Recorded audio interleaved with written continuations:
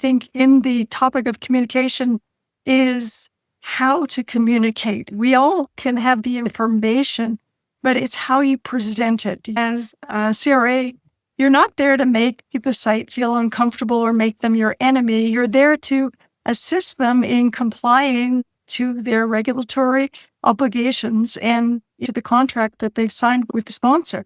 And you mentioned Dale Carnegie, Chris. This is what made me think about this. There are so many good tools today that can really help us learn to couch our speech. No one wants to be criticized and critiqued. So you need to develop a good communication pathway with your sites so that you can bring them along to execute in the way that they need to do. Research quality can feel complex, and knowing where to start is often the hardest part. Welcome to the Quality Assurance Podcast, where we bridge the gap between uncertainty and action with smart, simple, and sustainable solutions that actually work.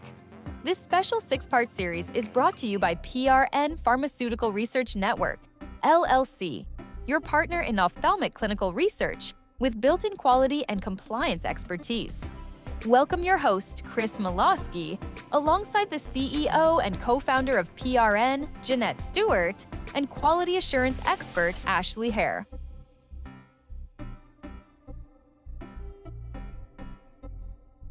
Hello again. Welcome back to our Quality Assurance Podcast, brought to you by PRN Pharmaceutical Research Network.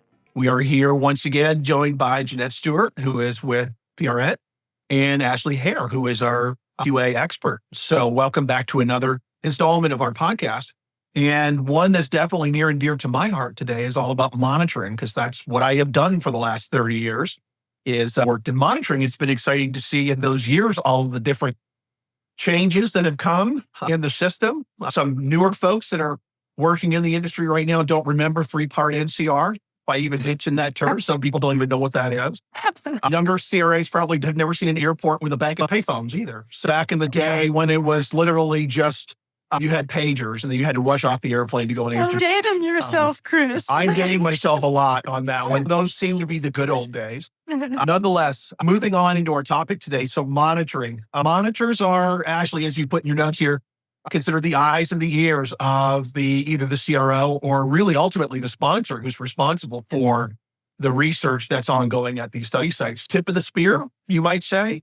But Absolutely. Let's get into a little bit about how quality assurance looks over monitoring and how monitors need to be guided by QA and some of the issues and pitfalls that we might fall into. Yeah, so when I talk about monitoring, I become very passionate because I just feel like they play one of the most important roles in clinical research because they are truly the eyes and ears for the sponsor. They are the ones that are going to the sites. They're seeing how physicians and investigators are running things.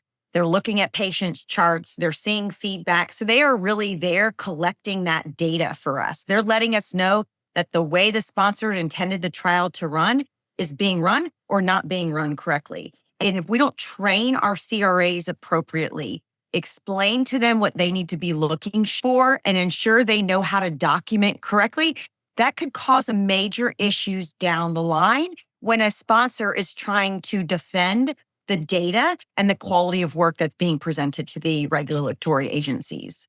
So what are some, I guess we could really talk about one of the things that most monitors debate of most monitors' existence is trip reports.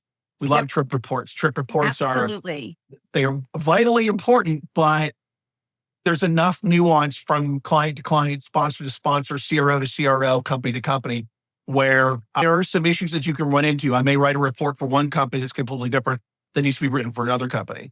Is that wrong? Is that right?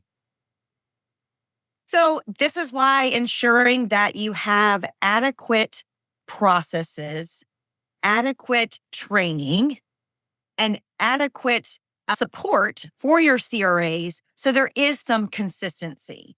What I have found is that these trip reports have become more of a high-level documentation that doesn't truly demonstrate what they saw, what they reviewed, and what they found, and how they documented it from a correctional standpoint. So to me, the monitoring report should be able to give you the story of what happened while the CRA was on site. Just like we talked about the recipe, I think the monitoring report should be a story. It should be able to say what the CRA reviewed, what issues were identified, who they spoke with, what they weren't able to get to, what issues they explained to the site to make sure they document or follow through, and then what their action plan is for the next visit. Ashley, that's so good what you just said. I'm one of those weird people who I actually enjoy reviewing trip reports because I want to learn the story, right? And I think to your point, many people treat them as this is just a checkbox. Yeah, I did this, check that. And there's no true intellectual engagement with the data that they're reviewing or no true understanding of what the protocol requires. And part of that training, which is incumbent on the sponsor or on the CRO, is that people understand the protocol. If you don't know the reason for something, then how can you actually monitor it? What you end up with is finding CRAs who focus on minuscule things that are almost irrelevant and spend hours on it instead of dealing with some really true issues because they don't understand the rationale behind. So to your point, training and having a process that ensures that QA is just so important.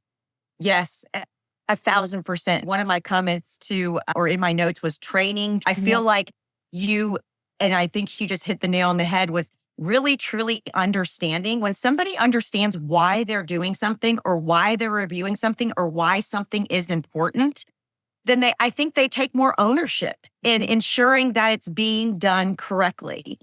And sometimes protocols can be very confusing. And for a CRA to be able to detect some subtle non-compliances, say the inclusion-exclusion criteria excludes some medical history or out-of-range labs. If a CRA isn't understanding of where to look for that information or where to verify that information, then that's going to fall through the cracks and you could potentially have a subject that is randomized that it shouldn't be in the trial. And so really having a CRA that's knowledgeable and understanding, but has adequate and good training is so incredibly important. It reminds me of kids, but mommy, why? Why do I have to do this? When generally with children, once they understand the why, it really does help with having them obey, right? And do what you want them to do.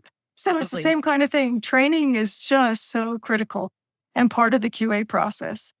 And so talk about the training. We talked about documentation. So what really should the documentation look like? What should be in a monitoring report? Right. We talk about details. So what kind of details? What documents did you physically review? Spelling out the document, the version date, the sign date, actually specifying what you reviewed is very helpful. One, so it's very clear if there's been a revision or if you were looking at a document that maybe is no longer applicable. So that is irrelevant at that point. So ensuring that you're really documenting exactly what you reviewed, what patients you reviewed. And if you say there's a minor issue, specify that minor issue. Say missing documentation and supporting inclusion, exclusion number, blah, blah, blah, instead of just saying minor issue identified. Making sure that also with those issues identified, the monitor is specifying the root cause. Was it that the CRA didn't understand the protocol? Is there a training gap? Is there a process issue at the site? Was she handing it off to somebody and they were supposed to complete something and they didn't? And they didn't understand the form that they were filling out.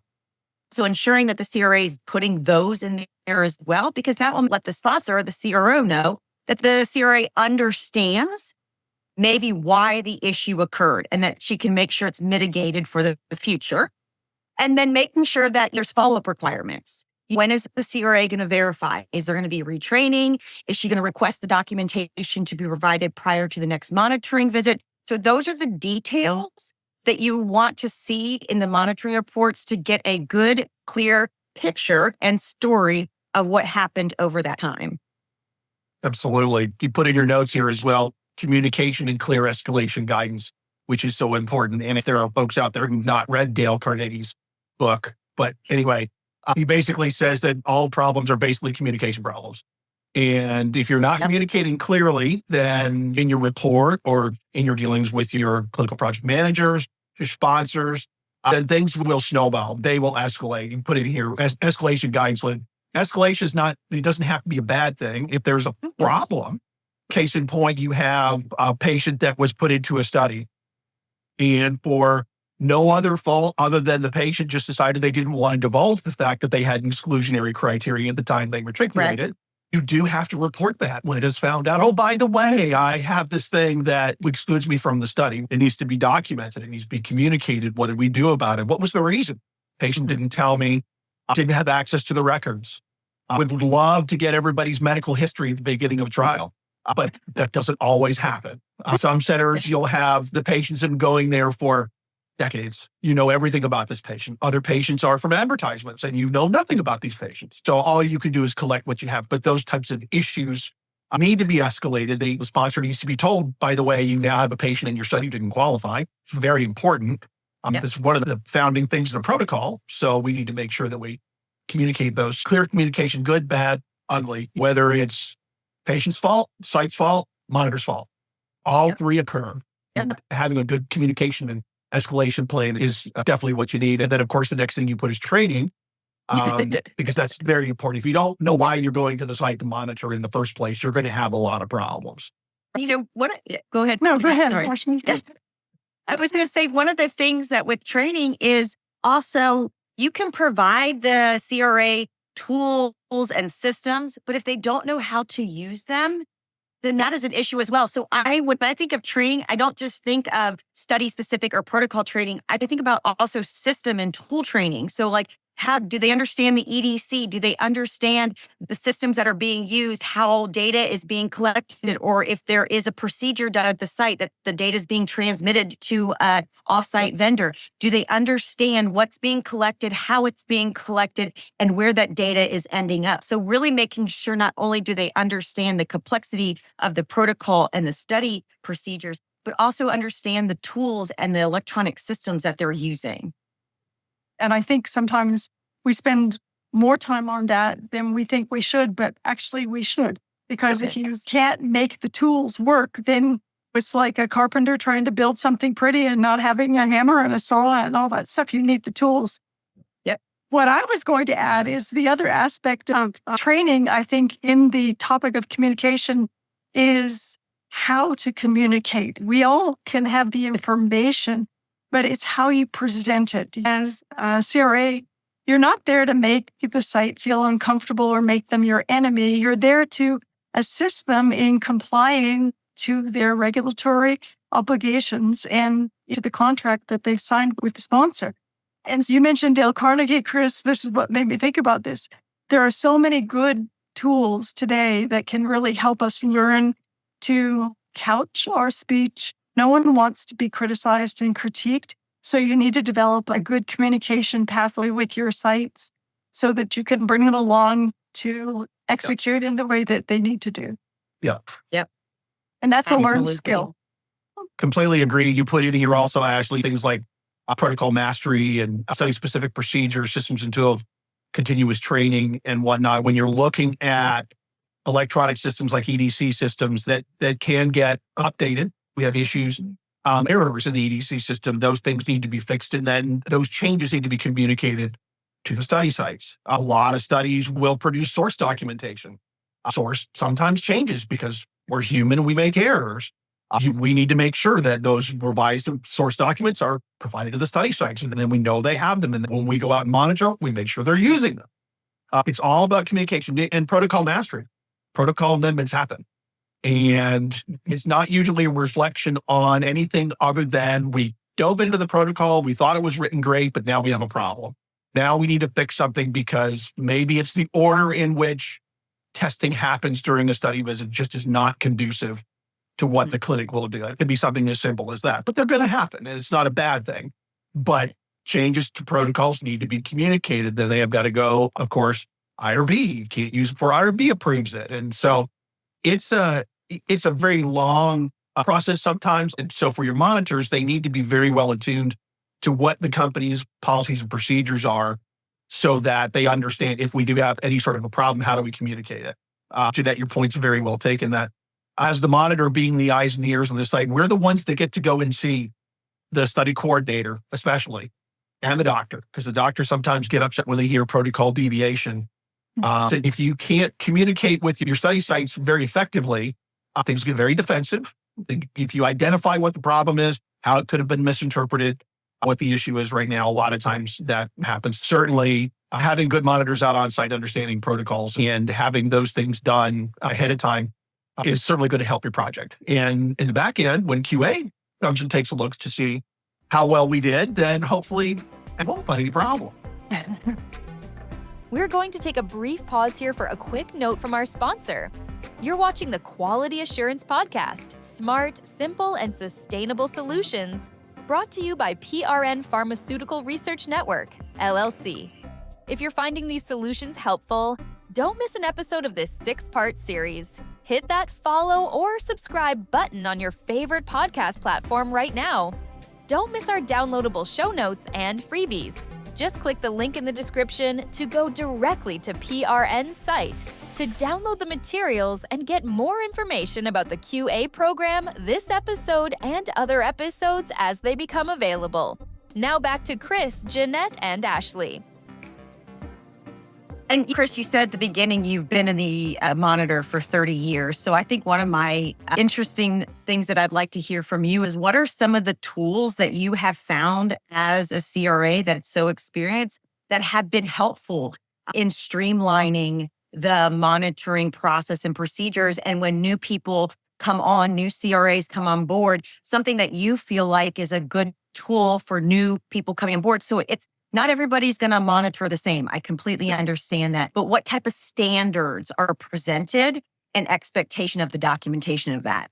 Yeah, I think for your good monitors, they're going to really know, the really experienced ones are going to know that really the only thing that changes in what we do is typically the therapy area. FDA guidance never changes, ICH and GCP guidance. If you move to the device realm, you're dealing with other ISO 14155, which is a little different. Very similar to ICH and GCP, but different vernacular. But ultimately for tools, understanding that from visit to visit, knowing things change. For me, one of the first things I do is I go right to regulatory. Where are we? Regulatory. Even if all IRBs have a portal now, for the most part, unless you're dealing with some local university IRBs, you can go to the portal, you can find out what the current consent form is. Make sure that you document that. And then, of course, you're documenting which patients need to sign it. Brand new patients or existing patients and brand new patients. Very important because when QA walks in the door, they're going to look at that. That's one of the things you all look at. And if the IRB says current patients need to sign this consent form and you don't have them sign it, that's a major protocol deviation. We won't go into the reasons why, but it's pretty self-explanatory. There are all kinds of tools that you can use. I've done everything from taking a photocopy or printing a copy of the inclusion-exclusion criteria. And I just go through it with each patient. The hardest visit to monitor is a patient screening visit, because that's where you're trying to determine whether that site has put a proper patient into the study. And depending on the complexity of the study, you can have a lot of inclusion-exclusion criteria. It's hard to keep track of everything that you're supposed to be doing. Trying to, obviously making sure ahead of time that you know what protocol amendment are we on? What version of the source do we have? I've developed generic worksheets that I go through and I write down what the current consent form is that they've done, what some of their medical history is. I'll go through and identify some of the most significant criteria. If it's lab work, do they meet the lab work? If it's ECG, is their ECG proper? History, do they have a history of this, that, or the other? Things like that. Really the key things, because when you walk in the door and you've looked at their consent form, typically inclusion criteria number one has already been met. They've signed the consent form. So you can look for the big ticket items, and as you go along, you'll figure out what's been going on. And then I think there's also one of the things for maybe inexperienced monitors to understand is when you walk into a study site, am I reviewing a patient that's just been screened? Now my responsibility is I need to make sure this patient qualifies before they ever get drugged. So that my burden is a lot higher right here. So I need to make sure that's done the way it's supposed to be done and review it that way. If I'm reviewing 5 patients that have already received drug and they're already on drug and I've not reviewed them, and I still have to go back and review history, unless there's something very significant that would preclude them from participating, we're probably not going to be taking them off study. But the burden is a little different. Now, if they put a study patient in trial that's on study drug, now you're immediately communicating with your CPMs, your sponsors, and saying, you have a patient on study drug. right now that did not qualify based on what I've seen. We need to figure out what we're going to do. Are the patients staying on or are they not going on? So a recognition of where you are. And of course, probably the final take home that most seasoned monitors will tell you is the FDA walks in the door. The first two things they generally look at are consent forms and drug, not necessarily in that order. So if you don't have proper drug accountability, that's a problem. If you're not using the correct consent form, that's a problem. Those issues need to be resolved very quickly at a study site because that will do nothing but cascade to the rest of your patients.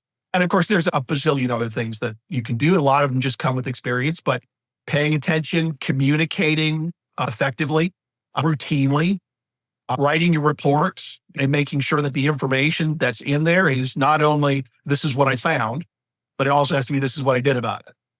Yep. There's an issue that's back with a sponsor and it's being reviewed. Put that in your report. Use that tool as the vehicle by which when I go back in 8 weeks, I can see what I did last time and I can go back and I can say, what do I need to do this time? Put it in your, of course, your reviewers will tell you, this is an action item, you put it in your action items. If you didn't do it, trust me, the reviewers will tell you. Jeanette will tell you to put it in the action. Chris, good point. I think one other thing I might just throw out is the importance of reports being written contemporaneously. You can't just rely on notes and a week before your next monitor visit, so 7 weeks later, go back to your notes and write a good report. It's next to impossible. You just can't remember with the same accuracy the nuances of your conversations and things. So I think that's really critically important. And Absolutely. that's part of training as well. Yeah. And part of the tools when you have a monitoring plan, you usually put in there what's the timeline associated with the report, completion, review, sign off, et cetera. So there's a good reason for that. And again, it's part of training. Absolutely. Absolutely. Speaking of monitors, as an auditor, I really don't like doing another audit until I've completed my audit report on the last audit I did. Just because there's just so much going on. There's so much to remember. And I feel like, so when I get done with an audit, I immediately start writing my audit report and looking at my notes and gathering my thoughts. Because if I try to jump into another audit before getting all that down, the chances of me mixing things up is pretty high. So I think that's a very good rule across the industry. Great, Jill. Yeah. Sorry, Jill, go ahead. No, I was going to say it's so true. And Ashley, when you and I have gone out to clients together, Yes. and we'll start on that process sometimes right after, same day in the evening, and we'll look at each other and go, now, what did they say about this? Or what did we say? It's just, we don't have infallible memories, unfortunately. So timely reporting is just so critical. Yeah, Absolutely. in terms of writing reports and whatnot. When you think about it in today's days, back in the day when I started, believe it or not, it wasn't as if we were back in the days of the room full of IBM computers when I started in this industry. But we didn't have electronic databases. We didn't have those types of things. So that's a great tool to have. So we did a lot of things in Word documents, all the reports for Word document. But you can use either one of those interchangeably, depending on who your client is. If you're using Word documents for one client versus a CTMS system for another client. If you are using other electronic tools, if I'm using a spreadsheet to track my regulatory, which I do, I go through my regulatory and I make sure that whatever I see at that visit is in there. And then I check that at every visit to make sure there's no changes. But in terms of trying to write your trip report, pull up the CTMS report. Start typing your notes there. That way you'll have all the information right. If you're going to put it in a Word document, or you're going to put it in OneNote, or you're going to put it in a spreadsheet, or you're going to put it in some other electronic database, why not just put it in your report? So when you go back, you can literally just say, okay, now I need to buff up the wording. I actually need to put it in a proper sentence so that it makes sense and whatnot. But Word documents are great because you can use track changes. I can go in, I can track change, and I can drop in a new bullet point. There's a certain client that I've worked with in the past that we use a lot. We put a lot of information in our reports, but we put a lot of information in the reports just in terms of regulatory. What did we see? What's the current protocol? Drop a new bullet point in there. Drop your bullet point in, type it in. You've got the thing right there. If it doesn't really look good, it's the wrong font, it's the wrong color, don't worry about it. You're going to fix that later. It's not a problem. The point being that tool that you're using to report is where you're selecting everything. I would recommend that you use other notes as well for certain other things. In terms of writing the report, start writing that report as quickly as you can and just put information in there, even if it's just notes. quick notes with semicolons and periods, and doesn't have to be proper punctuation or anything. Just put your notes in. It's totally fine. Yep. That should help a lot of people. This has been a topic that's near and dear to my heart because, like I said, I've been doing this for a very long time, and I have worked with Jeanette on studies as well, monitor studies for her. So monitoring is a great thing. And for any new monitors or young monitors out there, you need to take that quite seriously because you are the one that's out there making sure that the data is accurate, that the patients are eligible that are going into the study. And if there's a problem, it's more than just, did you communicate an SAE within 24 hours like the policy says? It's more, I've got an informed consent form not signed. I've got a patient that wasn't eligible. I've got a staff that did a procedure and they were not on the log. I can't even tell you how many times that happens. And those things all need to be escalated. So my advice is always early and often. If you need to report something, Early and often. I think Jeanette would prefer to have 50 emails from me in a day regarding each individual item that I saw, as opposed to no emails or half the number of emails and I'm not reporting the other half. It's so true. When you say you're the eyes and ears as a CRO, that's our role to report that to our client, to the sponsor. Correct. If I know that CRAs are on site and there's absolute silence, I start to wonder what's happening because there's bound to be something that needs to be communicated at that moment in the time. Sites, and protocols and things, it's entropy, and humans are entropy in action. So nothing's going to always fit. There's always something, right? Excellent. Thank you everyone again for joining us for this installment of the PRN QA podcast. Join us next time for our next one when I know we're going to have another very exciting topic to discuss. So for now, thank you, Jeanette, very much for joining us. Ashley, we'll see you both now on the next podcast. So take care. Thank you. Bye.